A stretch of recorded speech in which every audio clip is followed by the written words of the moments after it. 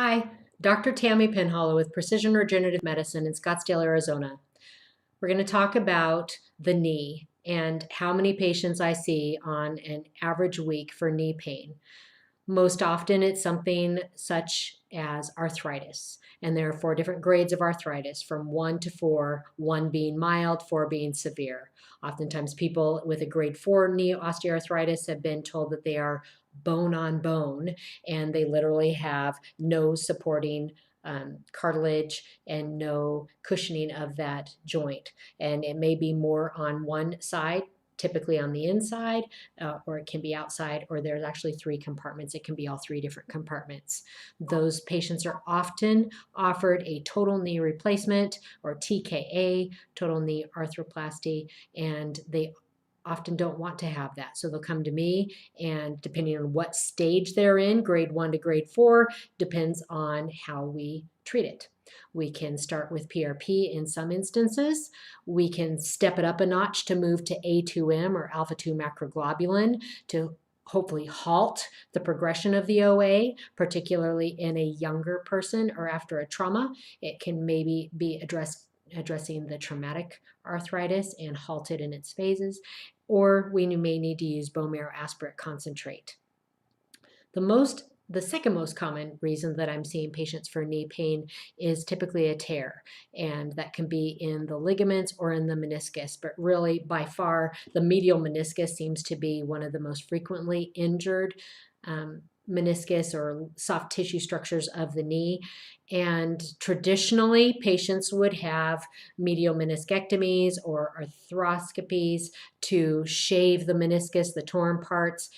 But here's the deal. Over the last few years, it's not just recent, but over the last few years, the orthopedic surgery community has found that those patients who undergo surgical repair of the medial meniscus when it's not a complete tear, even partial meniscectomies or just arthroscopies to shave, those patients are rapidly progressing to higher degree osteoarthritis and rapidly progressing to total knee arthroplasty at a much younger age than if they'd left it alone. Or if they hadn't left it alone, then what we can do is we can use an orthobiologic in the area. And yes, I actually do put either PRP, A2M, or bone marrow aspirate concentrate, depending on each patient, the level of pain, the level of arthritis, the level of the tear.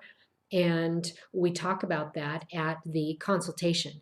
It is the imaging and MRI, along with the physical exam, the history, and an ultrasound guided exam of the knee, with me performing that right there in the office so that we can see. I mean, an MRI is a static image. The ultrasound is dynamic. It's live. I can sometimes see whether or not there are complete tears or incomplete tears based on placing the ultrasound appropriately and knowing what to look for. So the knee is a very, very common source of referral for me. And when people have knee pain, it affects their ability to walk, their ability to run, certainly their ability to play sports or do regular activities. Think how often you walk. It's involved in just about everything you do. So relieving knee pain, improving quality of life, those are big reasons that people seek us out.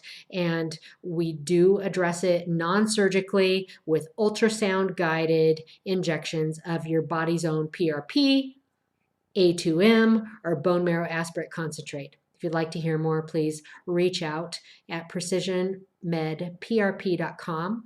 Again, Dr. Tammy Penhollow with Precision Regenerative Medicine in Scottsdale, Arizona.